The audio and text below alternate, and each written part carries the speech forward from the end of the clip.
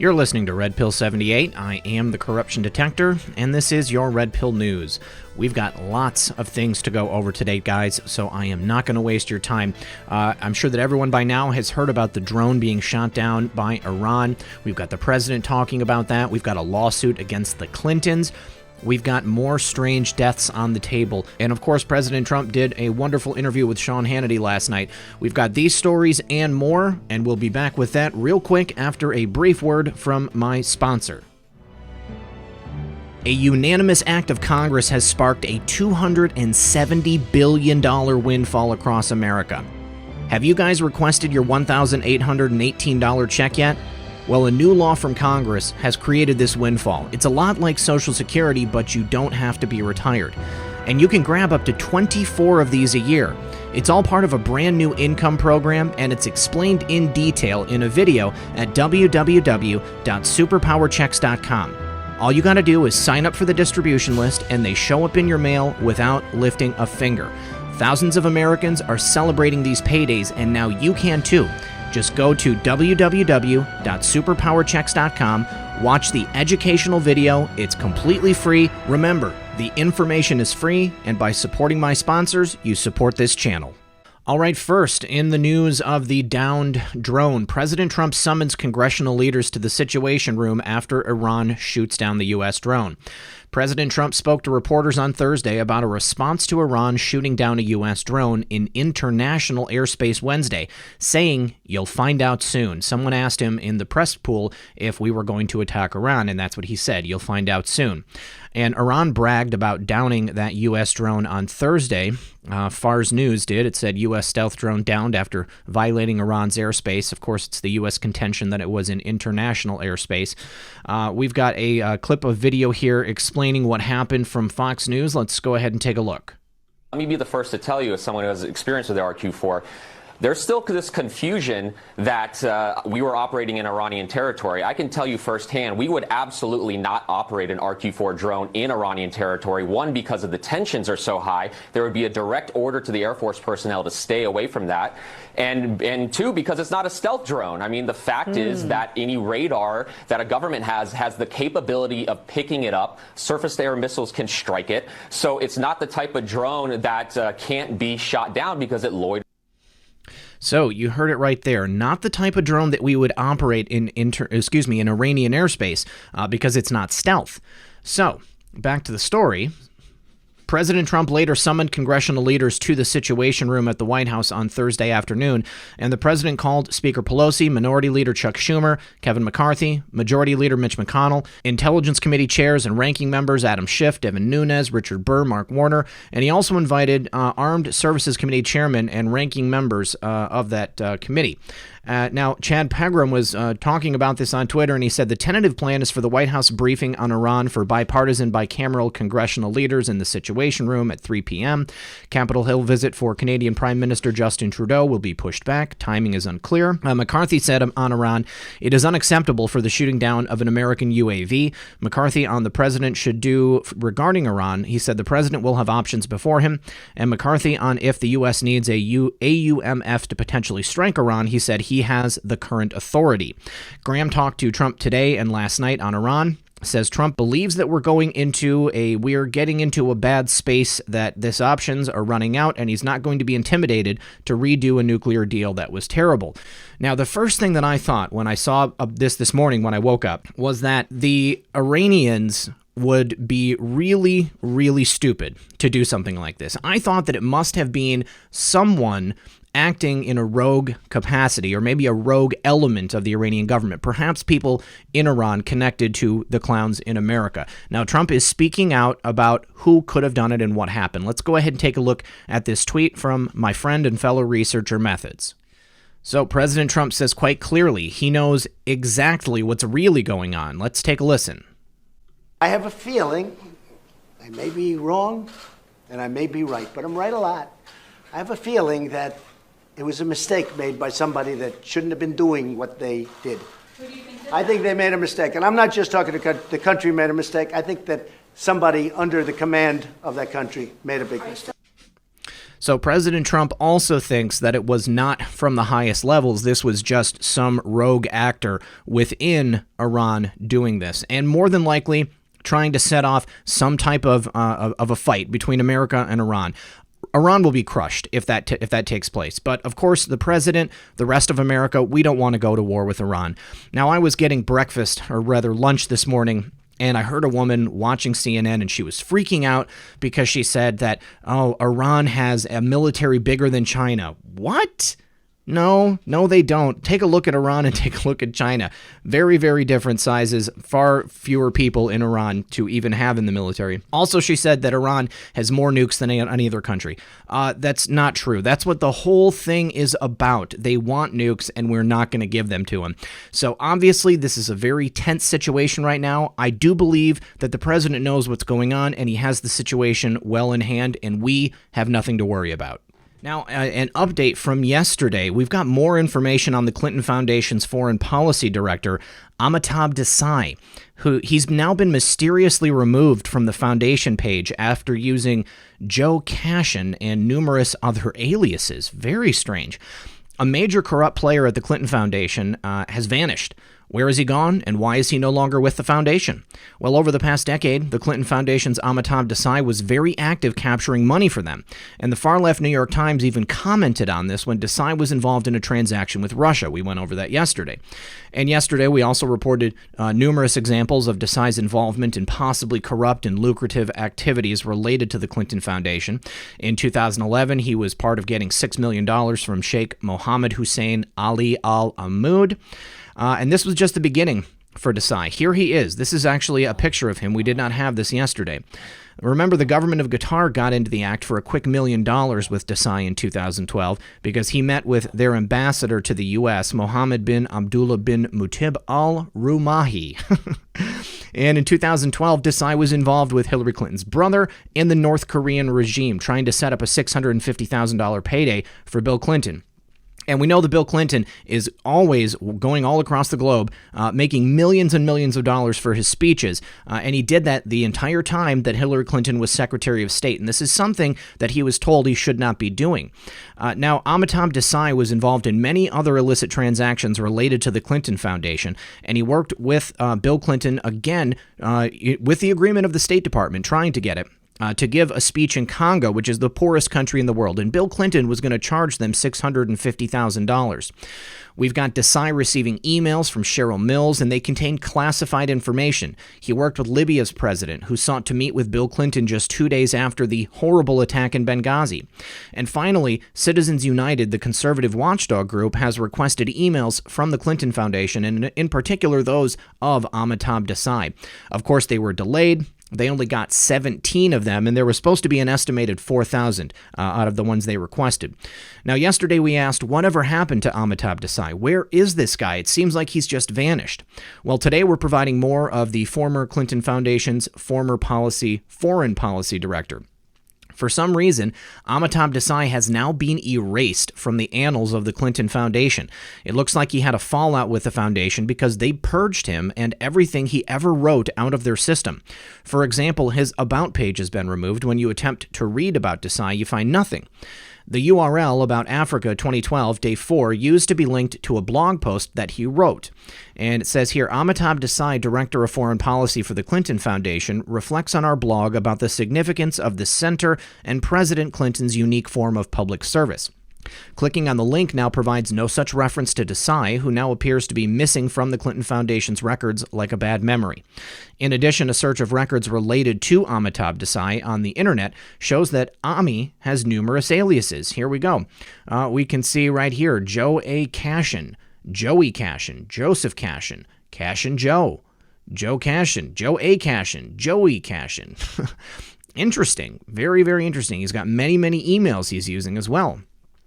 Now, Desai and Cashin appear to be the same person, but for some unknown reason, Desai used Cashin's email address and name in a number of applications even after leaving the Clinton Foundation. As you can see from those records, both names were associated with the Clinton Foundation. So, what was going on at the Clinton Foundation? Was anything legal or above board? Will the real Joe Cashin or Amitabh Desai please stand up? And how many millions was he or they accountable for. Very, very strange, but however, not extremely surprising. Anytime you're dealing with the Clintons, the Clinton Foundation, anybody that has anything to do with them, it is almost completely normal to find things like this. People using aliases, fake names, fake identities, and now Amitabh Desai is missing. What do you guys think? Is Amitabh Desai a new name to add to the list? Hillary Clinton is probably the only one who knows. Now, regarding that lawsuit, Hillary Clinton's campaign payment to the Dossier author Christopher Steele broke election laws, and now she is facing a lawsuit over it. A conservative nonprofit has filed a federal lawsuit accusing the Hillary Clinton campaign of violating election laws when it paid British citizen Christopher Steele to gather Kremlin-provided political dirt on candidate Donald Trump. Though not stated outright, the lawsuit argues that Democrats violated an admonition issued last week by Federal Election Commission Chairman Ellen L. Weintraub. She decreed that political campaigns cannot accept anything of value from foreign nationals. The lawsuit from the Coolidge-Reagan Foundation says the Clinton campaign and Democratic National Committee accepted something of value from a foreign national, that'd be Mr. Steele, in the form of a Kremlin anti-Trump smut. The suit's purpose is to persuade a federal judge to order the FEC to vote on whether to open a formal investigation into the matter. Coolidge-Reagan filed an FEC complaint in August, and it was accepted for review. But there has been no formal commission action, according to Dan Backer, the foundation's founder and president. Ms. Weintraub issued her warning on June 13th after President Trump told ABC News that he would listen to foreign allegations against a political appointment. Very, very interesting. So, this is all we've got at this time. I think that, again, what President Trump was doing was putting it out there and saying that, he's drawing attention to it. And then because he says it's okay, the Democrats and everybody on the left and the cabal, they go crazy. You can't do that. You can't do that. Oh, wait, we did it. So now what are they going to do about it? And about that strange death taking place, another one from my good buddy Methods. A prominent Ukrainian MP and military affairs analyst, Dmytro Tymychuk, has been found shot dead in his home in the capital, Kiev, and he had been found with a gunshot wound to the head. Looks like he was killed with his own pistol, but was it a suicide or was it an assassination? Says here it's unclear whether he was murdered, whether he killed himself deliberately, or shot himself accidentally with his pistol. A fellow MP from the People's Front Party said his friend had been found with that wound. Mr. Tymychuk had blogged extensively about the conflict in eastern Ukraine, and just a day before his death, he summarized on Facebook the latest fighting along the line dividing government forces and the eastern separatists, whom he called Russian occupation forces. Anton Hurashchenko, the MP who reported his death on Facebook, paid homage to the analyst, saying, "We will all miss you very much." Other tributes on Facebook speak of his invaluable contribution to the fight for Ukraine and question how a man from a military background could have accidentally shot himself. I think that is a very fair question. So, this is going to be another death that gets looked into, and who knows what happened here. But I think it's very, very interesting considering his background and considering the work that he was involved in and considering the fact that he is a Ukrainian national. Could this have something to do, again, with the Ukrainian collusion and the former presidential administration looking to sandbag and stonewall and remove President Trump and anyone else involved with him? Now, last night on that interview with Trump and Hannity, he said the DOJ is working to determine if the former administration's intel agencies were secretly monitoring his phone in 2016. I think the answer is obviously yes on this. President Donald Trump joined Sean Hannity on Wednesday night following his historic relaunch campaign rally in Orlando, Florida on Tuesday. During their conversation, Trump touched on several topics, including the Democrat Party's harassment of Hope Hicks and the ongoing Russia collusion witch hunt. President Trump told Sean that DOJ investigators are working to determine whether his personal phone calls were secretly monitored by U.S. intelligence agencies during the 2016 campaign, a possibility he called the ultimate. Trump condemned the former president's FBI officials for citing the junk Russia dossier in secret Foreign Intelligence Surveillance Act court applications to surveil former Trump campaign aide Carter Page. "I think it's a disgrace," Trump said. And also in that article, Hannity asked President Trump about Italy, UK, Australian officials all spying on his campaign, and Trump remembered to add, and Ukraine. During the interview, President Trump touched on many topics, but he dropped this bomb specifically. Sean said, one good question I want answered is, did Italy, did Great Britain, did Australia, were they outsourced intelligence gathering, high-ranking people, not rank and file, to spy on American citizens and circumvent American laws?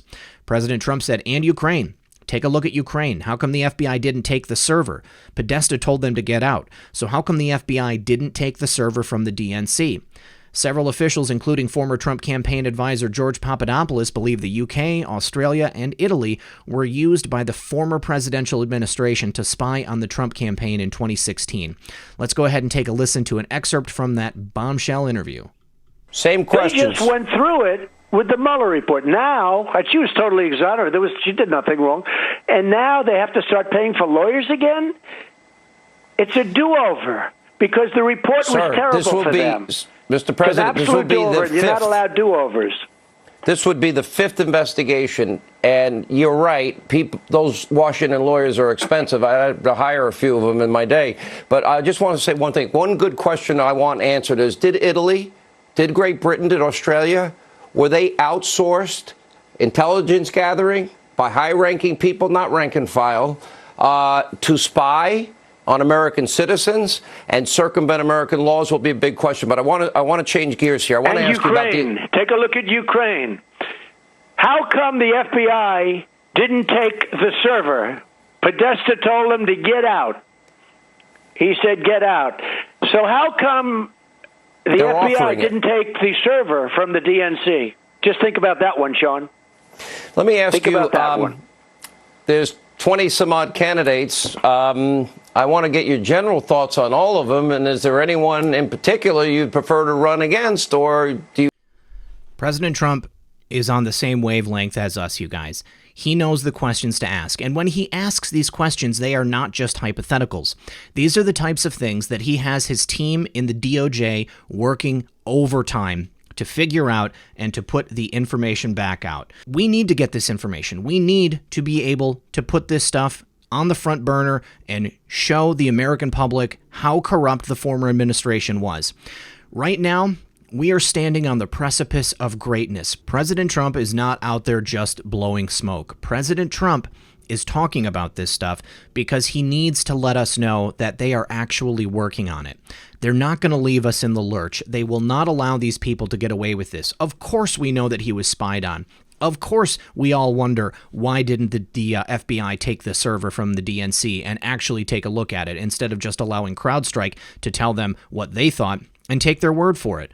The CrowdStrike was hired by the DNC. CrowdStrike was an employee, an independent contractor of a politically partisan organization. We need to have an actual investigation by the United States government, and you guys, right now, that is exactly what is happening. Now, in an exclusive story for the Gateway Pundit, the corrupt Mueller gang used the same AP reporters to set up Manafort, who were also connected to Fusion GPS. So much corruption.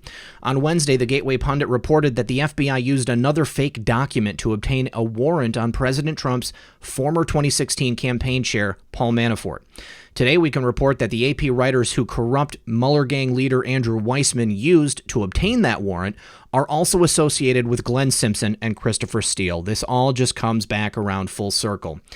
As reported yesterday, according to a new bombshell report by award-winning investigative reporter John Solomon, the FBI used more than the junk Hillary-funded Russia dossier to hunt down Trump and his associates. The Steele dossier, which was paid for by Hillary Clinton and the DNC, was used by the FBI to obtain four FISA warrants on Trump campaign advisor Carter Page, someone who had previously worked with the FBI, the Clowns in America, and the State Department. But there was another fake dossier known as the Black Cash Ledger that was used to take down Paul Manafort. According to John Solomon, the Black Cash Ledger, which emerged in the Ukraine in the summer of 2016, was used to remove Manafort from Trump's campaign and eventually used by the U.S. government to prosecute Manafort. In fact, FBI agents mentioned this ledger in an affidavit supporting the July 2017 raid on Manafort's home. On August 19, 2016, after public records regarding connections between Manafort, Ukraine, and Russia, including an alleged black ledger of off-the-book payments from the Party of Regions to Manafort, Manafort left his post as chairman of the Trump campaign. The July 25, 2017 FBI agent's affidavit stated. According to documents, the FBI used the black cash ledger as a reason to rehash a criminal case against Paul Manafort that was previously dropped in 2014. The FBI needed search warrants in 2017 to look through his bank records to prove Manafort worked for a Russian-backed political party in the Ukraine. The kicker? Well, the FBI received several early warnings that the black cash ledger was likely a fake, yet they used it anyway. Mueller's office was also warned that the document was a fraud, according to John Solomon.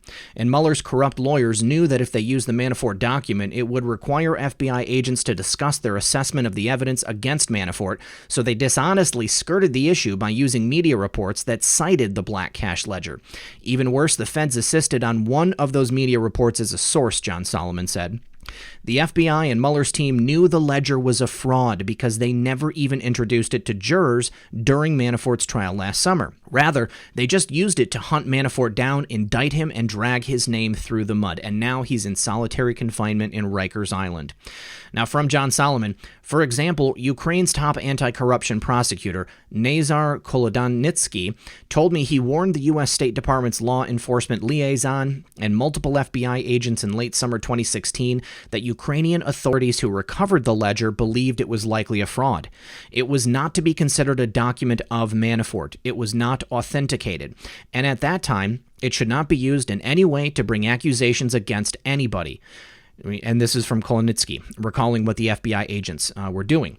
Likewise, Manafort's Ukrainian business partner, Konstantin Kalimnik, a regular informer for the State Department, told the U.S. government almost immediately after the New York Times wrote about the ledger in August of 2016 that the document probably was a fake. Manafort could not possibly have taken large amounts of cash across 3 borders. It was always a different arrangement. Payments were in wire transfers to his companies, which is not a violation, Kalimnik wrote in an email to a senior U.S. official on August 22nd of 2016. He added, "I have some questions about this black cash stuff, because those published records don't make any sense. The time frame doesn't match anything related to payments made to Manafort. It does not match my records. All fees Manafort got were wires, not cash." Special counsel Robert Mueller's team and the FBI were given copies of Kalimnik's warning, according to 3 sources familiar with the documents. Submitting knowingly false or suspect evidence, whether historical or to support probable cause, in federal court proceedings violates FBI rules and can be a crime under certain circumstances.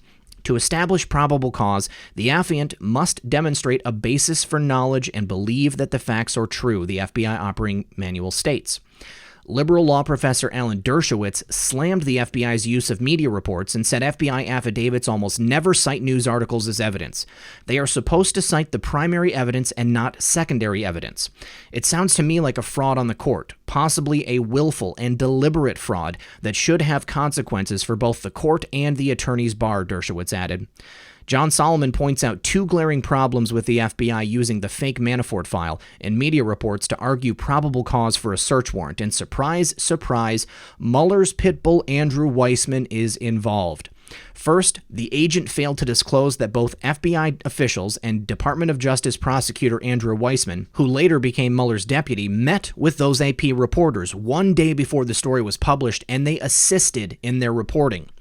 An FBI record of the April 11, 2017 meeting declared that the AP reporters were advised that they appeared to have a good understanding of Manafort's business dealings in the Ukraine.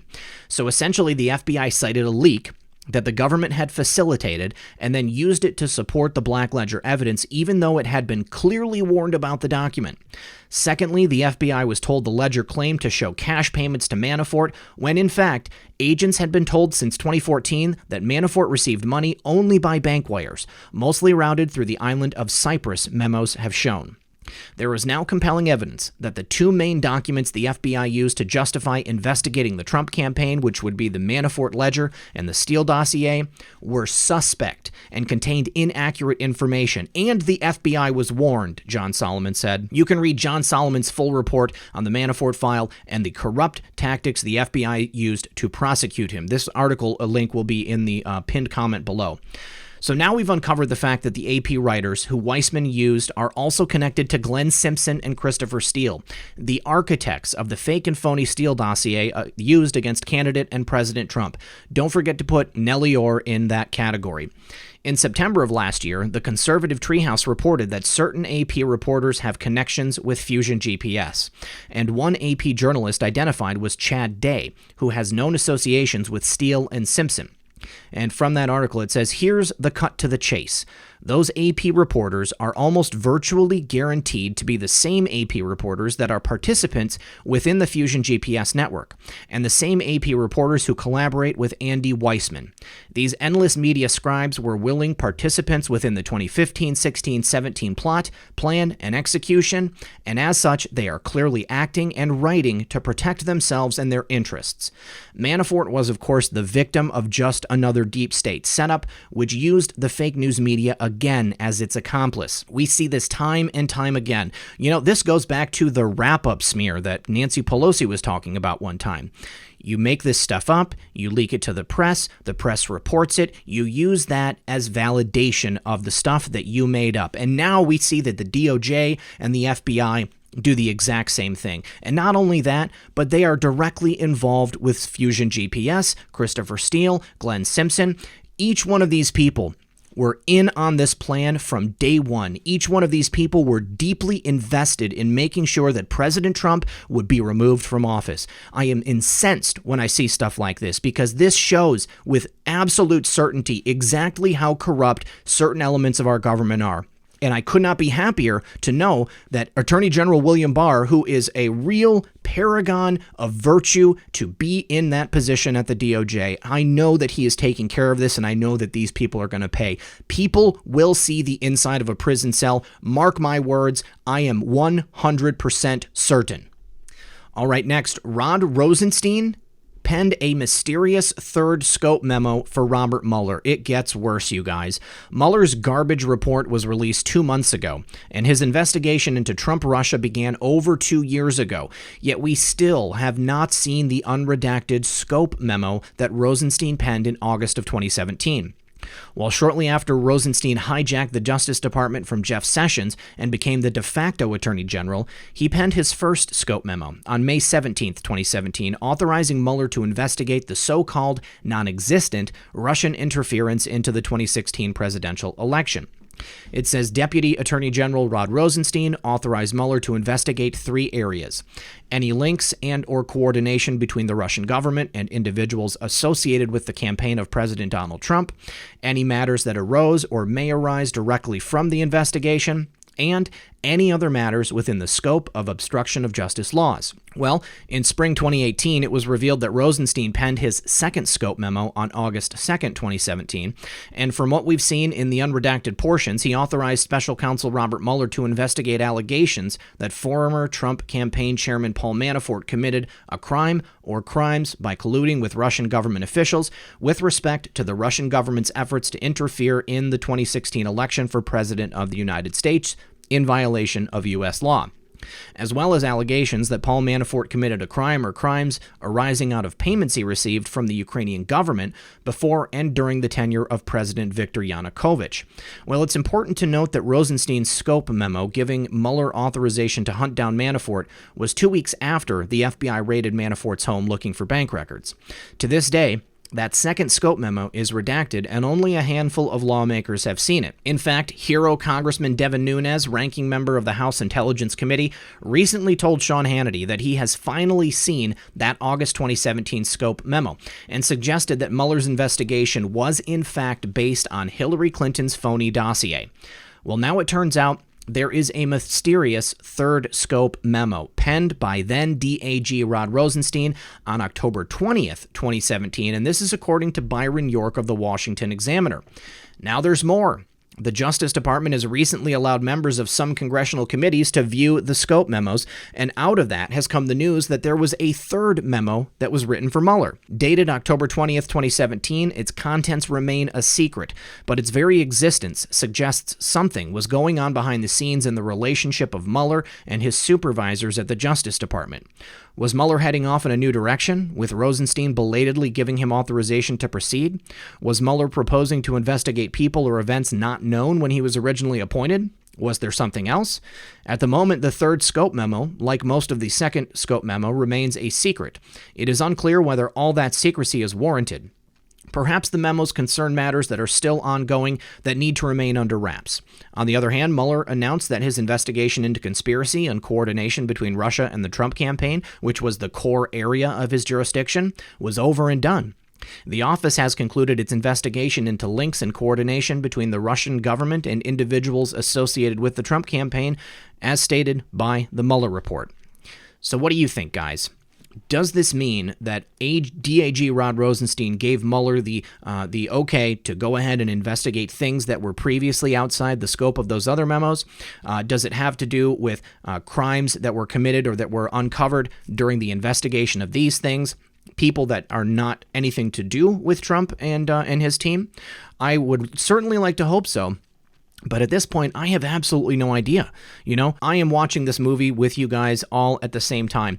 I certainly hope that this secret third scope memo has to do with the investigation of people like Hillary Clinton and her team, because it's undoubtedly very possible that Mueller would have uncovered their efforts to unseat President Trump and their collusion and coordination with Ukraine, Russia, these other governments, while he was investigating Trump's ties to these people. Now, because there were no ties between Trump and these people, it would stand out like a sore thumb. The fact that Hillary Clinton, the DNC, and people in the administration were the ones that were actually working with Russia.